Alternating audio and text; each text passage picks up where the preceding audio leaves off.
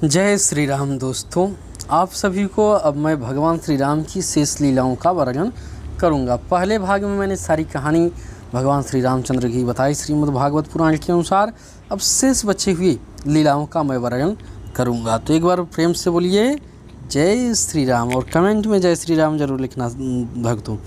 श्री सुखदेव जी कहते हैं, परीक्षित, भगवान श्री राम ने गुरु वशिष्ठ जी को अपना आचार्य बनाकर उत्तम सामग्रियों से युक्त यज्ञों के द्वारा अपने आप ही अपने सर्वदेव स्वरूप स्वयं प्रकाश आत्मा का यजन किया।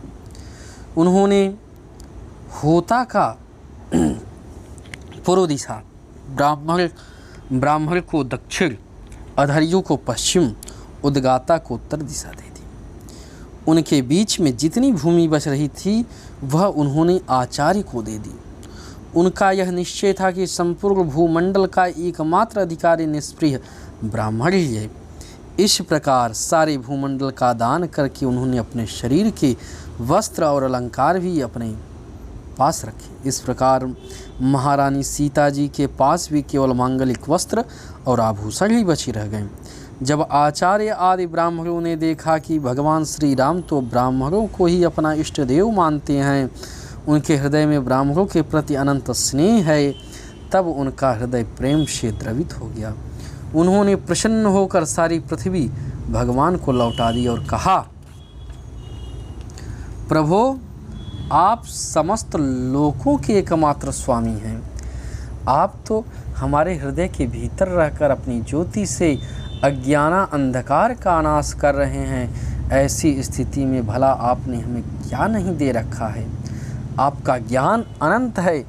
पवित्र कृति वाले पुरुषों में आप सर्वश्रेष्ठ हैं।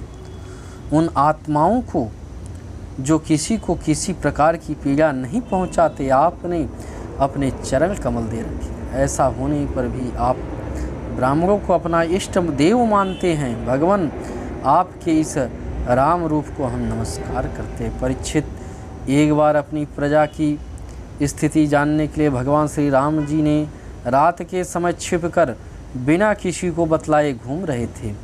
उस समय उन्होंने किसी की यह बात सुनी। वह अपनी पत्नी से कह रहा था, अरे तू दुष्ट और कुलटा है, तू पराए घर में रहकर आई है। स्त्री लोभी राम भले ही सीता को रख ले, परंतु मैं तुझे फिर नहीं रख सकता। सचमुच सब लोगों को प्रसन्न रखना टेढ़ी खीर है, क्योंकि मूर्खों की तो कमी नहीं है। जब भगवान श्री राम ने बहुतों के मुंह से ऐसी बात सुनी तो ये लोकापवाद से कुछ भयभीत से हो गए। उन्होंने श्री सीता जी का परित्याग कर दिया और वे वाल्मीकि मुनि के आश्रम में रहने लगी। सीता जी उस समय गर्भवती थीं। समय पर आने पर उन्होंने एक साथ ही 2 पुत्र उत्पन्न हुए। उनके नाम है कुश और लव। वाल्मीकि मुनि ने उनके जात कर्मादि संस्कार किए। लक्ष्मण जी के 2 पुत्र हुए, अंगद और चित्रकेतु। लक्ष्मण जी के 2 पुत्र हुए, एक का नाम अंगद, एक का नाम चित्रकेतु। परीक्षित, इस प्रकार भरत जी के भी 2 पुत्र हुए, तच्छ और पुष्कल। तथा शत्रुघ्न के भी 2 पुत्र हुए, सुबाहु और श्रुतसेन। भरत जी ने दिग्विजय से करोड़ों गंधर्वों का संहार किया। उन्होंने सब धन का लाकर अपने बड़े भाई श्री राम की सेवा में निवेदन किया।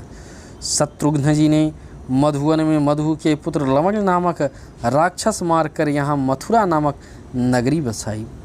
भगवान श्री राम के द्वारा निर्वासित सीता जी ने अपने पुत्रों को वाल्मीकि जी के हाथों में सौंप दिया और भगवान श्री राम के चरण कमलों का ध्यान करती हुई पृथ्वी देवी के लोक में चली गई। यह समाचार सुनकर भगवान श्री राम ने अपने शोकावेश को बुद्धि के द्वारा रोकना चाहा, परंतु परम समर्थ होने पर भी वे उसे रोक न सके कि उन्होंने जानकी जी के पवित्र गुण बार बार स्मरण हुआ करते थे। परीक्षित, यह स्त्री और पुरुष का संबंध सब कहीं इसी प्रकार दुख का कारण है। यह बात बड़े बड़े सामर्थ्य लोगों के विषय में भी ऐसी है। फिर गृहासक्त विषयी पुरुष के संबंध में तो कहना ही क्या। इसके बाद भगवान श्री राम ने ब्रह्मचर्य धारण करके 13,000 वर्ष तक अखंड रूप में अग्निहोत्र किया। तदंतर अपना स्मरण करने वाले भक्तों के हृदय में अपने चरण कमलों को स्थापित करके जो दंडक वन में कांटों से विद गए थे, अपने स्वयं प्रकाश परम ज्योतिर्धाम में चले गए। परीक्षित, भगवान के समान प्रतापशाली और कोई नहीं है, फिर भी उनसे बढ़कर तो हो ही कैसे सकता है। उन्होंने देवताओं की प्रार्थना से यह लीला विग्रह रूप धारण किया था। ऐसी स्थिति में रघुवंश शिरोमणि भगवान श्री राम के लिए कोई बड़ी गौरव की बात नहीं है कि उन्होंने अस्त्र शस्त्रों से राक्षसों को मार डाला था। यह समुद्र पर पुल बांधा, भला उन्हें शत्रुओं को मारने के लिए बंदरों की सहायता की क्या आवश्यकता थी। यह सब उनकी लीला है। भगवान श्री राम का निर्मल यह समस्त पापों को नष्ट कर देने वाला है।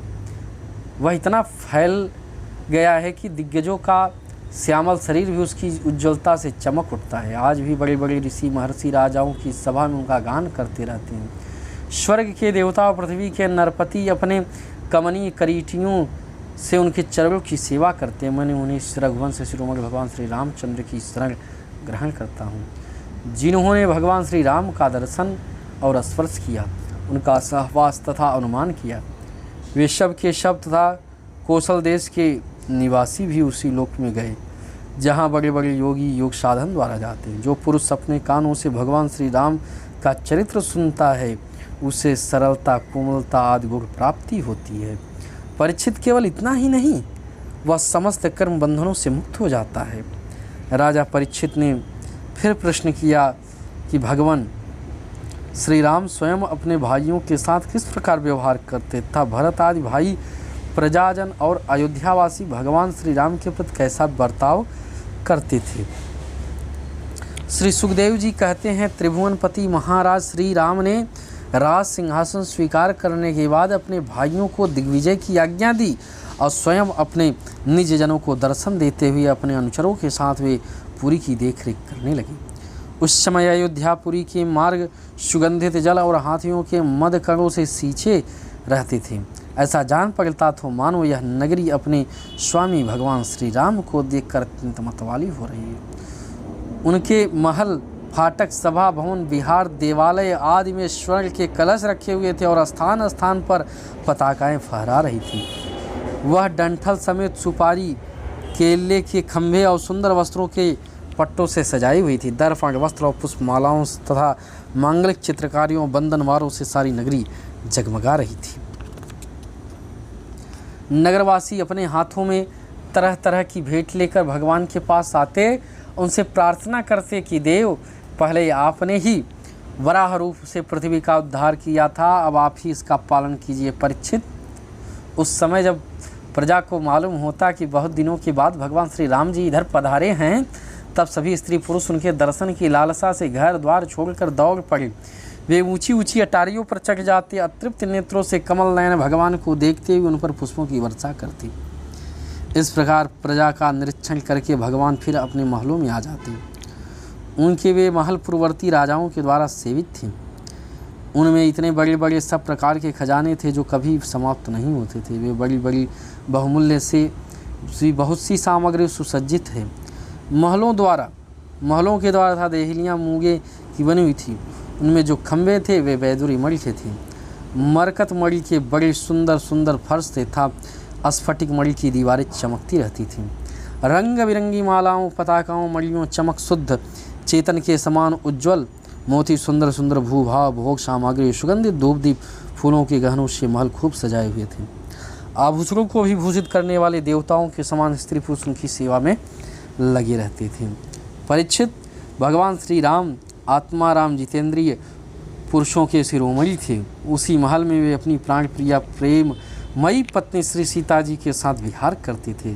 सभी स्त्री पुरुष जिनके चरण कमलों का ध्यान करते रहते हैं, वे ही भगवान श्री राम बहुत वर्षों तक धर्म की मर्यादा का पालन करते हुए समयानुसार भोगों का भोग करते रहें। बोलो सियावर रामचंद्र की जय, बोलो विष्णु भगवान की जय।